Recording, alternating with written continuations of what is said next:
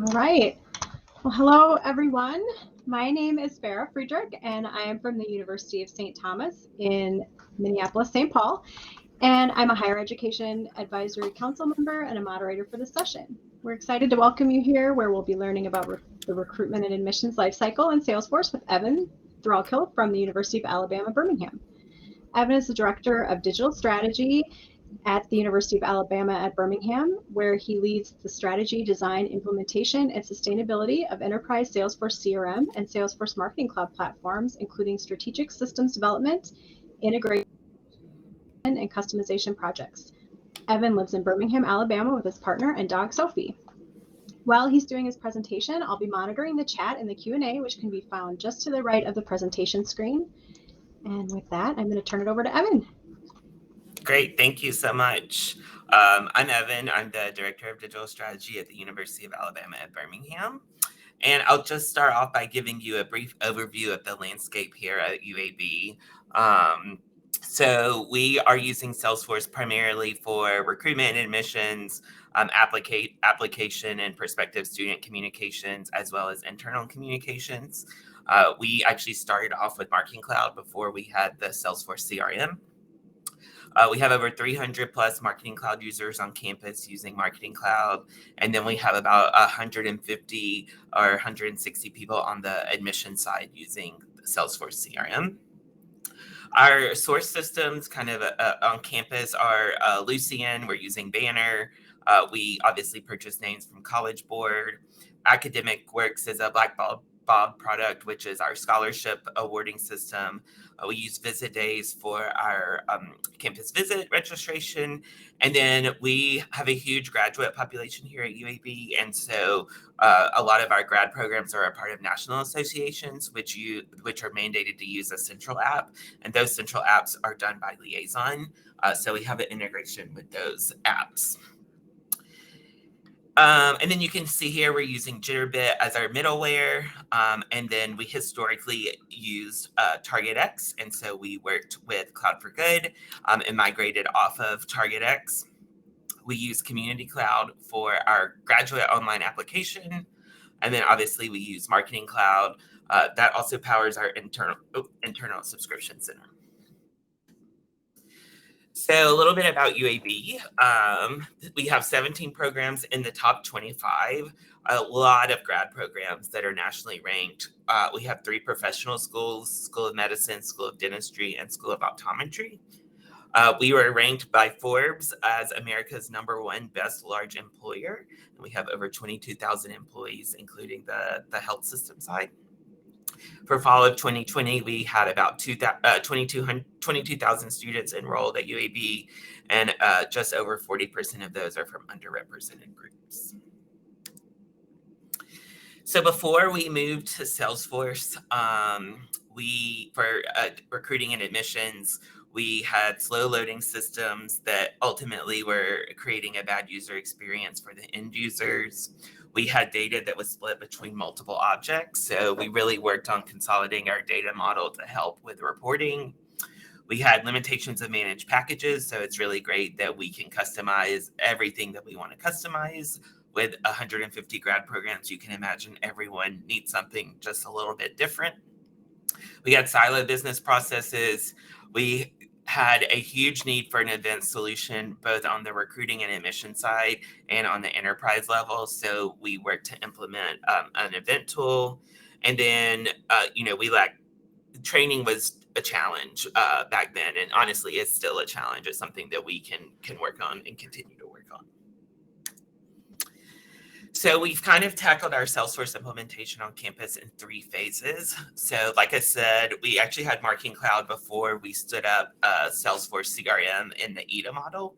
And so our phase 1 was really just base level integrations into the CRM and getting that connected over to Marketing Cloud, really to power our internal communications.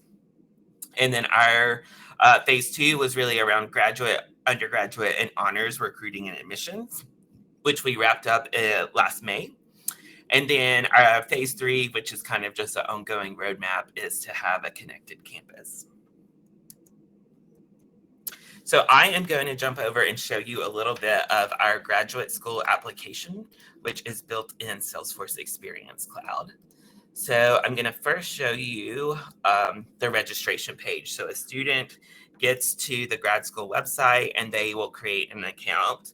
And the reason I like to show this page is because right here we have the dynamic address picker. So obviously we'll get basic information to be able to create an account for a student. But then when they come here and start typing their address, you can see that it dynamically populates the pick list. So this, has a really great student experience so that they're able to quickly create an account and sign in. That also provides us with verification of their address. So when we're mailing any admission materials, that we're able to verify that those are going to USPS addresses. And then once you create an account, I'm going to jump back over to our experience. So you can see here, this is the landing page of our Salesforce Experience Cloud. So when a student gets here, they essentially have two options. They can start an application or they can look at their existing applications. Once you click start an application, you'll actually see our grad school and our honors college uses the Experience Cloud to manage their online application. And then all of this data is powered dynamically by Salesforce. So all of our pick list values here are actually accounts in Salesforce. So you can see I'm maybe interested in a master's of business administration. Online or on ground, so let's say online, and then our concentrations. These are all related, kind of hierarchical in Salesforce. And then our terms. So let's say I'm going to apply for fall 2022. And you can see this is then going to tell me the start date that the application opens and the end date when the application is actually due. So I would click start application, and then you would come here to the real application. So we have questions here. Obviously, these are critical questions that are required to get people in our student information system. So we get residency, we get contact information, we get education history, and then we actually have supplemental documentation, which is dynamic based on the account. So you can see, it does not like it because I've had this up for so long, but we collect resume, essays, things like that for programs to review. Then once an application is submitted, so they paid their app fee using Experience Cloud 2 with that integration built with TouchNet, which is our credit card processor. But you can see here, you're able to see a list of all your applications. So a lot of people apply to multiple grad programs. So this allows them to see where they stand with each program. And then they can click review checklist, where this is actually dynamic. So the student clearly has done everything on their checklist, but as the graduate school processes transcripts or as recommenders fill out recommendation letters for students, these dynamically get checked off. And then this is really great. Students can come in here and send reminders or change who their recommender is if someone's not responding. And then you can see once the student has a decision here, they will actually be prompted to view their decision letter, which we then surface a Conga PDF with the student's decision. If it wasn't the beginning of the semester, we have a Salesforce chat box in the community where students can chat with the grad school admissions office if they have questions about their application. So I'm going to jump back over to my PowerPoint. So once again, just kind of overview of the technical landscape. Something that it's really useful to point out is we are sending data back and forth between Banner. So under the IT team here at UAB maintains our undergrad application in Banner, and they send us that data every night. And then we maintain the grad school and the honors college data, and we send that back to Banner every night. And then obviously we have some other integrations built for our other data sources. So the results, we have been live with this application almost a year, And we definitely think we have a better applicant experience. Having that dynamic checklist was really helpful, having them being able to download their PDF letter. We also surface that information up for undergrad students. So if they're needing a copy of their admission letter for insurance purposes or things like that, they're able to jump in and download it if they have misplaced the one that got mailed to them. We have a better UAB internal experience. We have really worked hard on page layouts and data points so that the admissions counselors can easily jump into Salesforce and see where a student is in the application lifecycle. And then we do have this kind of vision of moving toward a connected campus. So we definitely have student success and then one stop on our list, case management, things like that. And then we would love kind of in the next 2 to 3 years to bring on our alumni and development office. So a few keys to success when if you're in the middle of doing a Salesforce implementation, which I learned is a lot of work, but buy-in is key. We used a third-party company called Cloud for Good. And when I got Cloud for Good on the phone and we were doing discovery, I brought everyone to the table. I was like faculty members. We did focus groups to see what they liked and didn't like about the current tool they were using to review applications. We got the events team involved from admissions. We got the undergraduate admissions team involved. So buy-in is key. We wanted everyone to feel like they had a voice in what we were doing. The other thing I learned pretty much the hard way is that you have to understand your institution's data structure, architecture, and it takes time to get there. I mean, it felt like weeks learning about how programs relates to majors, relates to concentrations, and making sure we got all that dynamically updated. Once again, involve your end users. We did focus groups with faculty who would be using the system on an everyday basis.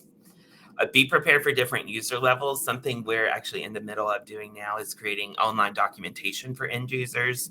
We find ourselves doing a lot of training and it costs a lot of staff time. So we're trying to create some self-service options where staff can go and get some immediate answers.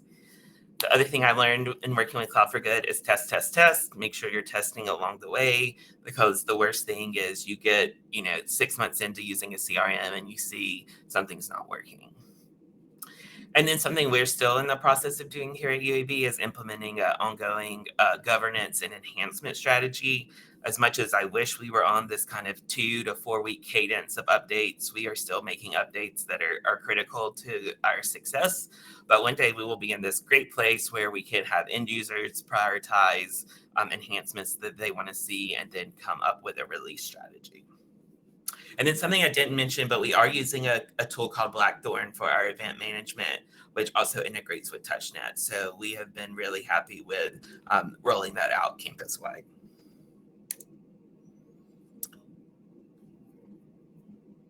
There are quite a few questions in the chat, so Okay. I'll start at the top and work my way down. So the first one is, did your team explore using form assembly when transitioning from Target X to Community Cloud for your application? And if so, what made you all go with Community Cloud?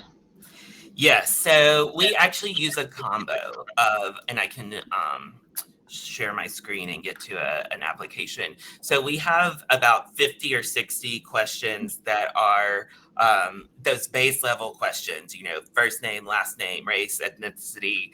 But then like I said, we have 150 grad programs. And so it got really complicated pretty quickly about everyone wants to have their own set of questions, especially our nursing program. So I will jump over here and show you how we accommodated that.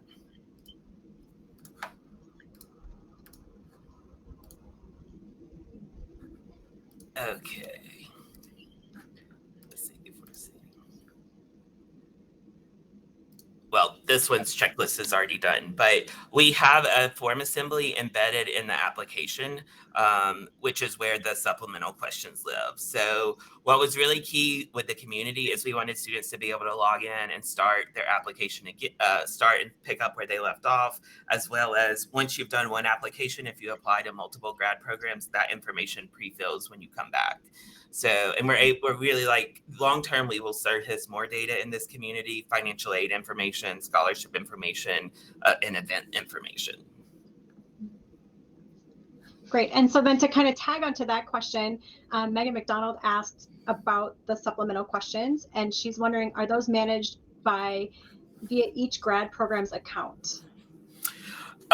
No. So there's a lot managed on the account level, but supplemental questions are essentially, we have 4 different supplemental forms. We have a master's, a doctoral, we have one for School of Nursing, and then we kind of have a generic catch-all. And so the account object does determine which one of those 4 gets pulled into the application. And then once you're on that form, we use conditional logic and form assembly to then surface even more granular conditional logic. Great. And then, so Kyla Farrell asked a kind of a similar question, just to kind of re-ask it differently. And do you have different applications per program? So I guess, how are your applications broken out? Yeah, so we have those base level questions that every program has to have on there. And early on, we did a lot of consolidation. In Target X, we had all kind of people asking all kind of crazy questions. And so one of the goals of this project was to streamline the all the questions people had on their app. So we did an inventory. We said who really needs what questions. So on that supplemental form, they can have like 2 to 4 additional questions if they need to, but we really have streamlined the questions that we're asking for the grad programs.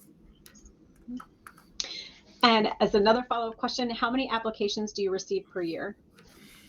Yeah, so on the grad school side, we probably get around 10 to 12,000 apps a year. I mean, they're pretty busy processing apps all the time, it feels like. So, and then on the undergrad side, we probably get about, I don't know, the same volume, but obviously those come through the banner system to be processed. And then what was your timeline for implementation, kickoff to deployment, and having the application active? Yes. So we did that kind of marketing cloud project, which was like a 3-month stint. So that was really getting the banner integration set up, baseline student data. So that took about 3 months. That was our phase 1. And we went live with our preference center after 3 months. And then the recruiting and admissions project took just about a year to complete.